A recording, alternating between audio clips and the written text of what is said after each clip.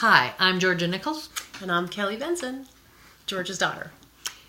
We are going to talk to you today about the new moon. So I just want to say this. Every month there's a new moon. Mm-hmm. Oh, let's not go into the fact that sometimes there's more than one. And when a new moon occurs, it's your chance to begin something, to make intentions, to make, what did we talk about New Year's Eve? Resolutions. Yeah. So, since each new moon is in a different sign, only once a year you get a chance to make resolutions in that part of your life. So that's why the new moon really is kind of important. Or rather, you can use it, right? So now, for Aries, the new moon is their best chance in the whole year to think about how can I improve my closest relationships? How can I improve my professional partnerships? And how can I improve my close friendships? And definitely, how can I improve my intimate relationships? Yeah. What can I do? Does this situation fill my needs? Do I fill their needs? Like, how can I make it better? Boom. Taurus, what you can be thinking about is how can I do my job better? Is this job even filling my needs? What can I do to feel better about going to work? Also, what about my health? How can I improve my health, right? Yep. So it's just like setting some intentions. Gemini, how can I have more fun out of life? But really, that's not to be sniffed at because we are such a hardworking society, right? Oh my God, I guess the Japanese work harder than us. But we are not like the Europeans. And every time I hear people who have gone to Europe recently and coming back, I always think, like, yeah, I want to live like I'm in Tuscany too, right? Yeah. So I think we do not have a nice, healthy relationship always of balance between work and play. Right. So we should value our playtime with kids, our playtime with lovers, our playtime with the arts. So, think about what you can do to improve that balance in your life. Cancer, what can you do to improve your home? What can you do to improve your relationships with family members? Yeah, this is something you probably are always asking, but this is the time, this week is the best time in the entire year for you to really think about it, and something will occur to you, even if it's minor. Like, quit throwing knives at family members. Okay. So, Leo. Okay. Just little knives. Yeah. Oh, ouch. Switch to toothpicks. So, for Leos, it's all about communication. So, how can I be a better communicator? How can I be a better communicator with the people I encounter daily, with my siblings, with my relatives, with my kids, with everybody, really? And also, how can I write better? How can I even talk to the outside world better? How can I maybe be more polite when I tell sales calls, bye? Right. But something. It's all about your communication. So how can you express yourself better? Virgo, about money. So it's, are you handling your money wisely? Are you reducing your debt? Are you thinking about how you can use what you own wisely? We're in such a society of consumption where if it doesn't work, we get rid of it and get a new thing. I certainly, when I grew up, and I know definitely my parents, people repaired things. You would repair shoes, repair a leather jacket. I think that kind of headspace has to come back. Okay, Libra. Well, the new moon is in Libra. So I think for Libras, they should take a realistic look in the mirror and see how they look. What's their image they're creating every day in their world? How can they improve that image? Right. How can they improve how they relate to others? Scorpio. Well, with Scorpio, it's hidden. The 12th house is so hidden. Do you know that one time at a astrology, convention, I heard Robert Hand say, come on, and this is to a room full of astrologers, none of us know what that 12th house is. And everybody just laughed nervously. So what would you say then for the moon in the 12th yourself?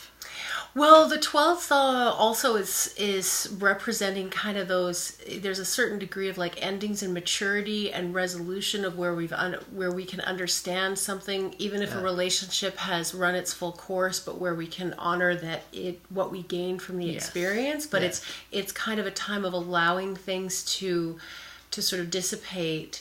And I really think there's a lot around forgiveness in the 12th house, because the compassion is one of the elevated essences of the sign Pisces. So for Scorpio with that new moon there, it's kind of there's some healthy letting go, good for healing. I gave her the hard one. Okay. Sagittarius. Well, hey, that's easy. Moon, Sagittarius is a very forward-thinking sign. Sagittarius people always want to think that something better is coming around the corner. You're very future-oriented, and so this is the perfect time for you to make goals. Make goals about your future. and then they will pump you up and give you a sense of purpose. The new moon at the very top of the chart for Capricorn, again, I think that they should be thinking, what direction? Where am I headed? Because, I think a lot of people, let's face it, we know this. Most people are at work on Wednesday. Why? Because they were at work on Tuesday. We don't make decisions, right? We don't really make decisions. Somehow life happens to us. So think about this. Are your goals or somebody else's goals? Like, where do you think you want to be 5 years from now, 10 years from now? This is a very good time for Capricorn to think about self-empowerment and career. Absolutely. Aquarius, okay. Aquarius moon in the 9th. I think that they might be thinking, where do I want to travel in the future? I think they would also be thinking, what do I need to learn to enhance my life and feel my life is more enriched through knowledge or travel or talking to other people from other cultures? Like, I want to enrich my life. Yeah. As a side, though, they might also explore opportunities in publishing, the media, medicine, the law, all higher education stuff in that chart or in that house. And finally, Pisces. Oh, it's a hard one. I'm giving her the 2 hard ones. Pisces, the 8th house. Oh, Pisces in the 8th house. It is hard. The 8th house, I often like to think of like kind of like a grove of trees, and then the tree roots are, when you look below the surface, the tree roots are all intertwined together. So it's, how the 8th house corresponding with Scorpio and the underworld. So above ground, we see the trees and they almost look like they're separate entities, but we know that they're actually intertwined. So for Pisces and Pisces, you'll kind of get this. Where are parts of your psyche or even responsibilities and money and debt intertwined with other entities? So that could even mean, where is your money intertwined with the bank? This is a time for turning over that new leaf using this new moon time. Tighten those screws on your ship. Don't let things, where are you feeling drained? Where are your precious resources of your inner, like either material resources or inner resources being drained? Tighten those up. And also, where do you want to make new inroads? So we're seeing a lot of stuff around trust, developing better trust with others.